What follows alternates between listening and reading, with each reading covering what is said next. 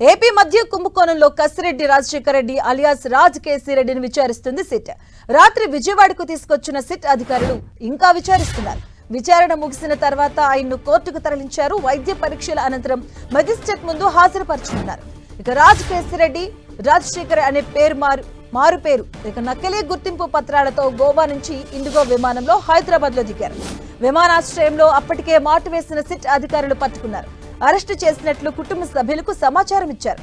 శంషాబాద్ నుంచి రాత్రి 11:10 ఆయన్ను విజయవాడ పోలీస్ కమిషనర్ కార్యాలయంలో ఉన్న సిట్ కార్యాలయానికి తీసుకొచ్చారు. ఇవాళ కేసిరెడ్డిని కోర్టులో హాజరుపరుస్తారు. మద్యం కుంభకోణంలో రాజ్ కేసిరెడ్డిని కీలక పాత్రధారిగా దర్యాప్తులో గుర్తించిన సిట్ అధికారులు సాక్షిగా విచారణకు రావాలంటూ మార్చి నెల చివర్లో మొదటిసారిగా నోటీసులు ఇచ్చారు. ఇక అంతకు ముందే ఆయన పరారయ్యారు. తర్వాత 4 సార్లు నోటీసులు ఇచ్చినా వాటిని బేఖాతరు చేస్తూ అజ్ఞాతంలోనే గడిపారు. ఈ నేపథ్యంలో సిట్ ఆయన కదలికలపై నిఘా పెట్టింది. గోవాలో ఉన్నట్లు గుర్తించి 2 రోజుల క్రిందట బృందాలు అక్కడికి వెళ్లాయి.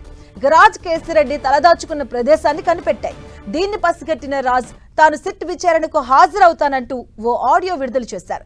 తన తండ్రి ఉపేందర్ రెడ్డితో సిట్ అధికారులకు సమాచారం అందించారు.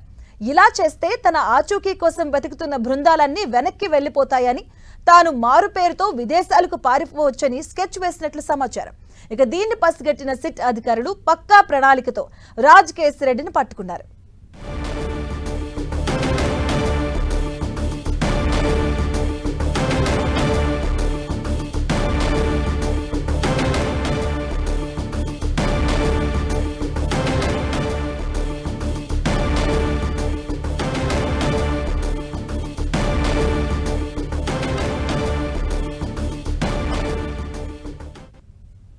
ఇదే అంశానికి సంబంధించిన పూర్తి అప్డేట్స్ మా కరెస్పాండెంట్ విజయచంద్ర అందిస్తారు. విజయచంద్ర,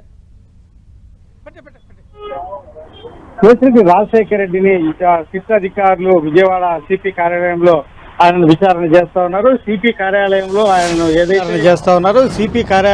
ఆయనను ఏదైతే ఈ విజయసాయి రెడ్డి చేసినటువంటి ఆరోపణలు అయితేనేమి, గతంలో ఈ కేసుకు సంబంధించి తీసుకున్నటువంటి వాంగ్మూలాలు అయితేనేమి, వాటన్నిటి మీద కూడా పూర్తి స్థాయిలో విచారణ చేస్తున్నారు.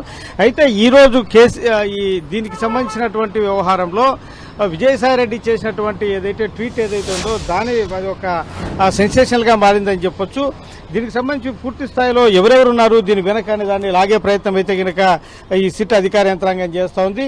రాత్రి ఆయనను అరెస్ట్ చేసి తీసుకుని వచ్చిన తర్వాత దీనికి సంబంధించినటువంటి లావాదేవీల్లో ఆయన పాత్ర ఏది అనే దాని మీద మటుకు ప్రధానంగా దృష్టి సారించినట్లుగా మనకు సమాచారం అందుతూ ఉంది. అయితే దీనికి సంబంధించినటువంటి డబ్బులు ఎక్కడెక్కడికి పంపారు, ఎవరెవరికి అందజేశారు అనే దాని మీద సిట్టు ఆయనను ప్రశ్నలు అడగడం జరుగుతూ ఉంది. అయితే ఇది తనకు ఎటువంటి సంబంధము లేదు, నాకు సంబంధం లేని కేసులలో నన్ను ఇరికించారని చెప్పడం జరిగింది.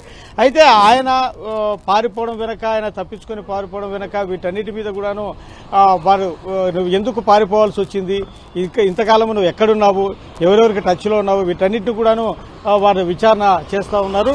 ఈ సిట్టు బృందం అయితే దీనికి సంబంధించినటువంటి వ్యవహారాల్లో కూలంకషంగా ఈయన ఇచ్చేటువంటి వాంగ్మూలం ఏదైతే కీలకంగా మారిందని చెప్పొచ్చు. ఎందుకంటే ఇతని నుంచి ఏ చిన్న ఆధారం వచ్చినా గాను దాంట్లో జగన్మోహన్ రెడ్డి పాత్ర ఎంత ఉంది అనే దాని మీదనే దృష్టి పెట్టినట్లుగా మనకు సమాచారం అందుతూ ఉంది.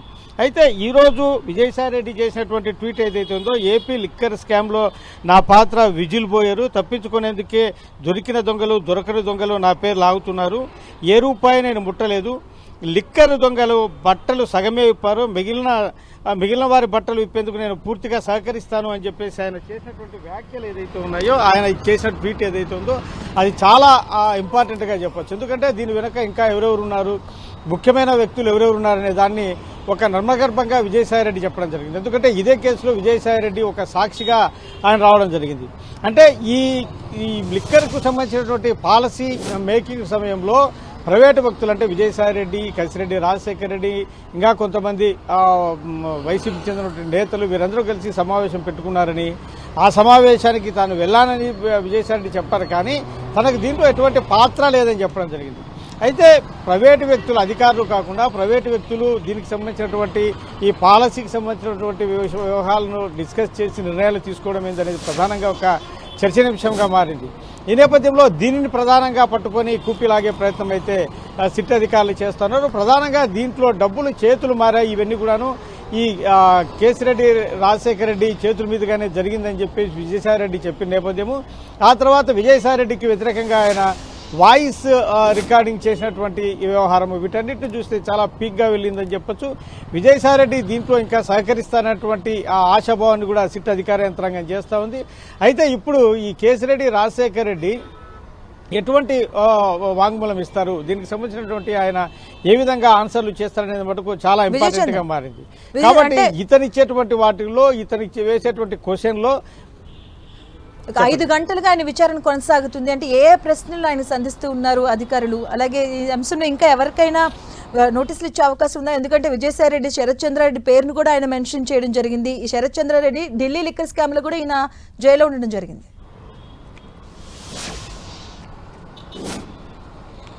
ఈ లిక్కర్ స్కామ్ వ్యవహారంలో కూలంకషంగా ప్రతి ఒక్కరిని ఎవరెవరైతే అనుమానితులు ఉన్నారు, ఎవరెవరైతే ఆ మీటింగ్లలో పాల్గొన్నారో వారిని విచారించడం ద్వారా ఫైనల్ గా ఈ లిక్కర్ స్కాములో బిగ్ బాస్ అని చెప్పేసి వీళ్ళు పిలుచుకునేటువంటి ఏదైతే కనుక జగన్మోహన్ రెడ్డి నాటి సీఎం ఉన్నాడో ఆయన దీంట్లో పాత్ర ఉంది, ఆయనకే ముడుపులు వెళ్ళాయి అని చెప్పేసి సిట్ భావిస్తూ ఉంది. కాబట్టి దీనికి సంబంధించినటువంటి ఆధారాలు సేకరించే పనిలో ఈ సిట్ దర్యాప్తు పొందుతుంది. కాబట్టి కేసిరెడ్డి రాజశేఖర రెడ్డి ఆయన ఇచ్చేటువంటి ఏదైతే కనుక ఆన్సర్స్ ఏవైతే ఉన్నాయో ఆ ఆన్సర్స్ లో ఏ విధంగా దీనికి సంబంధించినటువంటి లూప్ హోల్స్ ఉన్నాయి అనే దాని మీద పట్టుకుని ప్రధానంగా దృష్టి సారించడం జరిగింది.